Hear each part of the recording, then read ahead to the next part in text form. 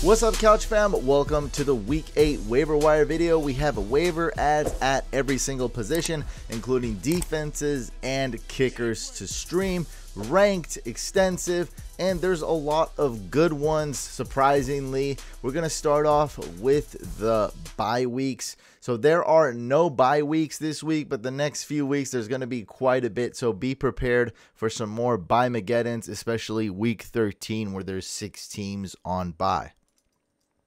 For quarterbacks, not a whole lot here, but there's some options and some news. Russell Wilson's been dropped the last week. He's going to have to throw against the Chiefs to keep up in that game. Sam Howell's a decent ad as well. And then we have Gardner Minshew, who's going to be the starter for the Colts remainder of the season. Kyler Murray, unlikely to play this week, but could return like week 9. Maybe week 10. That's around the time frame he's going to be back. So I would say probably week 10, maybe week 9. Quarterbacks with this type of injury, a knee injury, don't see a dip in production when it comes to throwing the football, but they will see a dip in production when it comes to running the football. So don't expect too much from him actually when he comes back in terms of fantasy points. Maybe a super low-end QB1.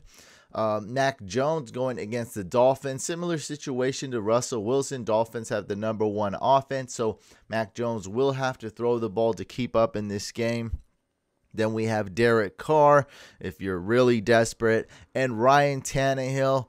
I don't think he's going to play this week. We'll see.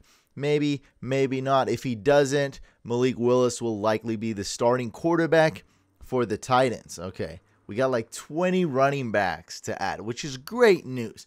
And I know the first 4, 5, 6 guys, maybe even 7, maybe even 8, 9. Yeah, maybe even the top 9 guys are not available in your 12-team league. Or if you're in a deeper league, they're not available. I know that, okay? No need to tell me. I'm very aware of this. Maybe 1 or 2 of them are available, though. And that's why I do have 20 guys for you to pick up. So whether you're in a 10-team league or you're in a 14-team league, I do have some names for you guys to add. Darrell Henderson, a must-add. He's now the starting running back for the Rams. Kareem Hunt, also now the starting running back. I know I was telling people, like, look, Hunt is a nobody. Don't really add him.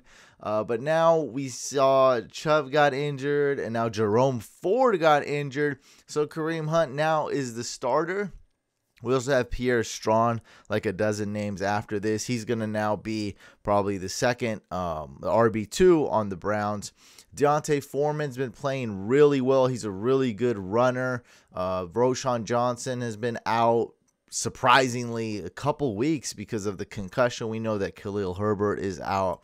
Tajay Spears is also an absolute must-add with the trade rumors of Derrick Henry mixing with Tajay Spears getting nearly a 50-50 split most games. Sometimes he gets even more snaps than Derrick Henry. He is a must-add. If Derrick Henry gets traded, oh boy, Tajay Spears is going to become an RB1 in fantasy. That thought is just crazy. And we have Roschon Johnson, who has one more hurdle in the concussion protocol, so he's very close to returning, but I'm not banking on it. Like, I don't know. I mean, I fully expect him to play this week. And you know what? If he does play, I do actually expect him to be the RB1 for the Bears. That's more of a guess for sure. With the way Deontay Foreman is playing, he's not going anywhere. So if he does come back, maybe a 50-50 split, something like that. Roschon Johnson could be on there on third downs, on passing downs. He's a pretty good pass pro guy. But Deontay Foreman's also really good, so could be like a 50-50 split. Ezekiel Elliott, Amari DeMarcado, who's now the starting running back for the Cardinals. Keontae Ingram is turned into a nobody, put up a goose egg last week. And then we got Latavius Murray, who I know hasn't scored a lot of fantasy points, but he's pretty much a must-add. Like, he would be your, if you add him right, he's going to be like your RB5, RB6. Most people have about 5 running backs on their team.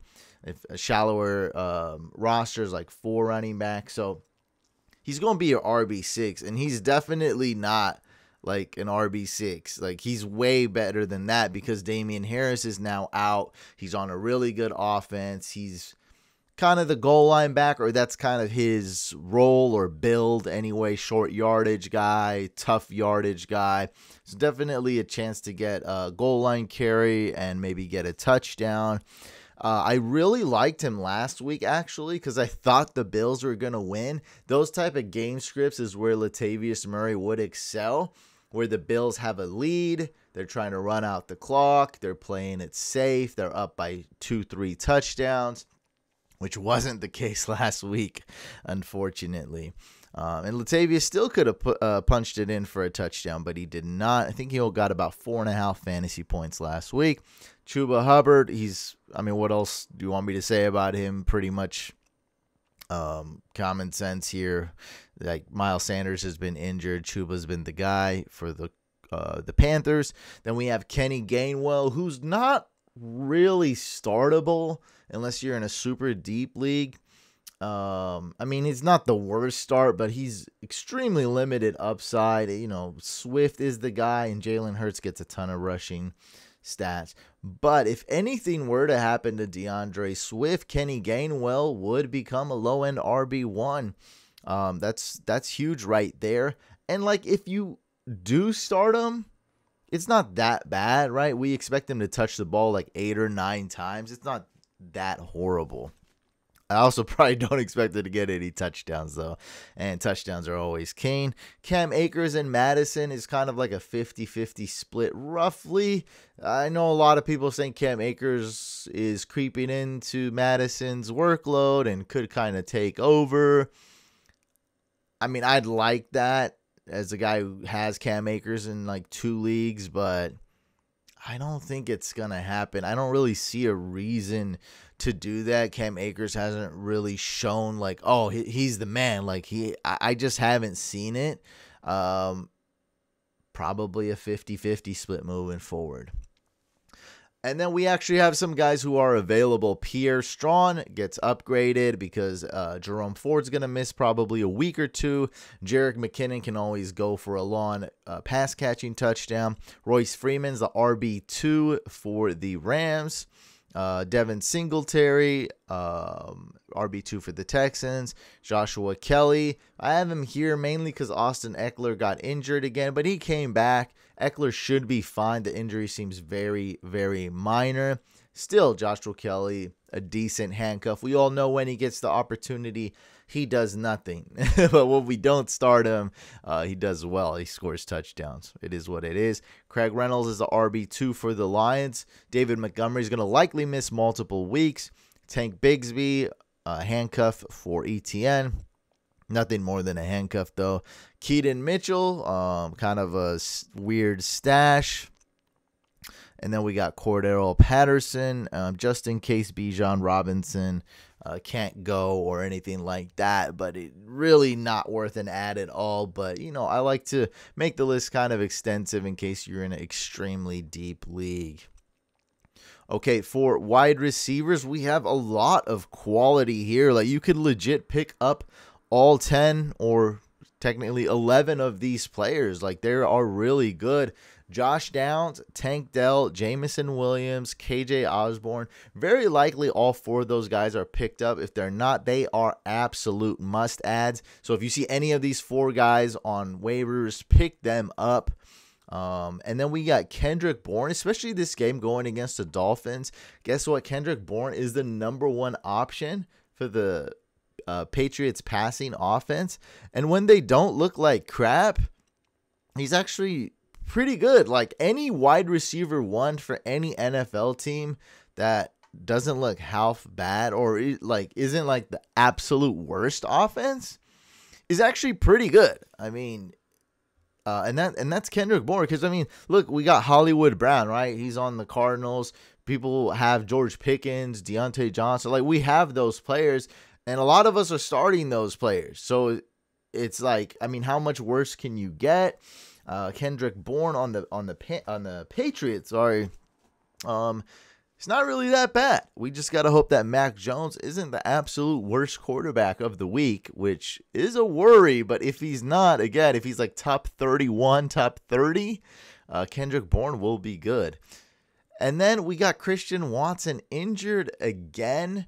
I haven't been able to find much information, but my sources are telling me, or they're speculating, that Christian Watson will miss about maybe a week or two. Doesn't seem too serious. That's purely speculation. Regardless, Romeo Doubs already rostered in a lot of leagues, but go ahead and pick up Jayden Reed. So essentially, Jayden Reed and Christian Watson is the same type of player, and for just a way to kind of generalize it, I know it's not exactly true, but he's the one that benefits the most. As far as Romeo Doubs, kind of stays unchanged. Of course, Doubs will get more targets, more chances at touchdowns, but Jayden Reed is like, if Christian Watson's healthy and in the lineup, to me he's droppable. He's not even like, you shouldn't even roster him. But then when Christian Watson is out, Reed gets a huge boost and might even start him as like your fourth wide receiver or something, put him in your flex spot.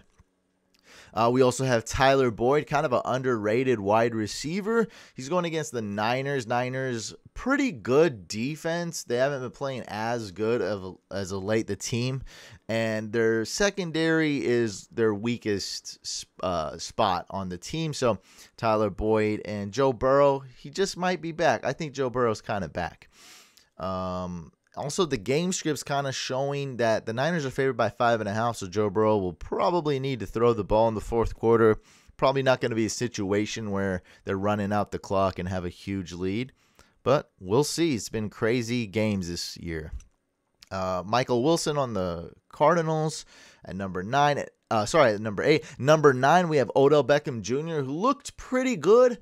Not a ton of upside in his, like, late in this stage. Like, he's always getting hurt. He's much older. He's had some ACL. So, doesn't quite have that huge upside he once did. But not really that bad either. And then at number 10, we have Brandon Powell, who's basically the wide receiver 3 for the Vikings. For tight ends, this is where we have a lot of quality, and you guys should be thankful that we have some tight ends to add this week. Very thankful.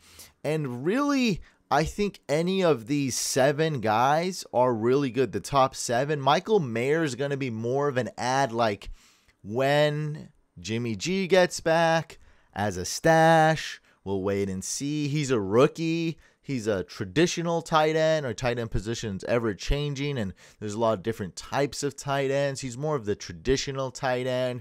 In our draft guides on the podcast, we call him a Jason Witten plus. At least that's our prediction, that he will be like Jason Witten, but maybe even a little bit better, a Hall of Fame caliber tight end. But that's more in Dynasty. These other tight ends are going to be great. So we got Knox is going to have wrist surgery. That means he's going to be out multiple weeks. So Dalton Kincaid, in this offense with this quarterback, Josh Allen's such a playmaker, Dalton Kincaid becomes a must-add. Now we have a super risky one, Trey McBride. I'm not as sure on him. It's not as much of a guarantee, but we see these tight ends get 4 to 5 targets apiece on this Cardinals offense. We see Zach Ertz get 4 targets, Trey McBride get 5 targets, and so I expect Trey McBride to get 5, 6, maybe even 7 targets a game now that Zach Ertz got placed on IR. By the way, that's new news. Ertz to IR. Dalton Schultz has been balling out with Tank Dell out. So Tank Dell comes back in. Dalton Schultz will get less targets, but I think the cat's out the bag. We're not going to be able to put it back in. I think Dalton Schultz has solidified himself as probably like the 3rd option on this passing offense, either him or Robert Woods.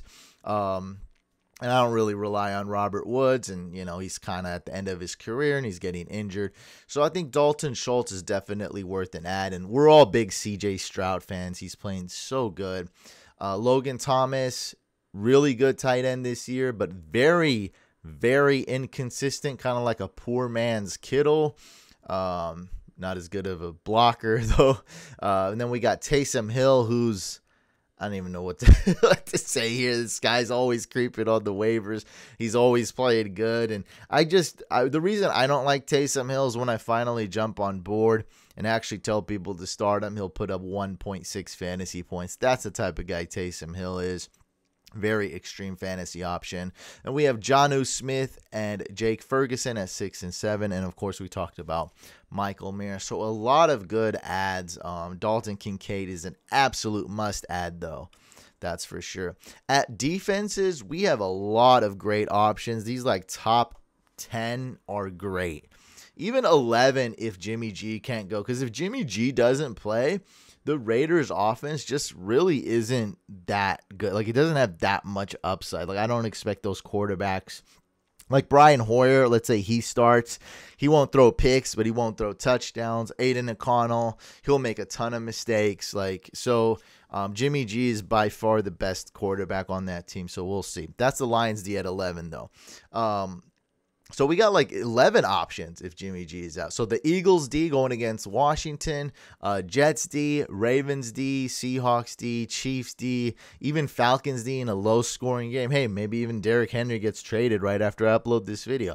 I don't think so. It won't happen, but I'm just saying it could. Texans D, low-scoring game there. Dolphins D going against the Patriots. Chargers D, Giants D, and Lions D. Also some more defenses. If you're in a deeper league, we got the Jags, Browns, Colts, Saints, and Titans. If you're looking for a kicker, tons of great kickers. Try and get one of these top 5. We got Riley Patterson going against the Raiders. He's going to have a bounce back game. Cameron Dicker's been disappointing this year, but looking good against Chicago. Jake Elliott, another great kicker. Good game script there. Eagles should win that game. Brandon Aubrey's been great this year. And then we got Kaimi Fairbairn, who's very reliable.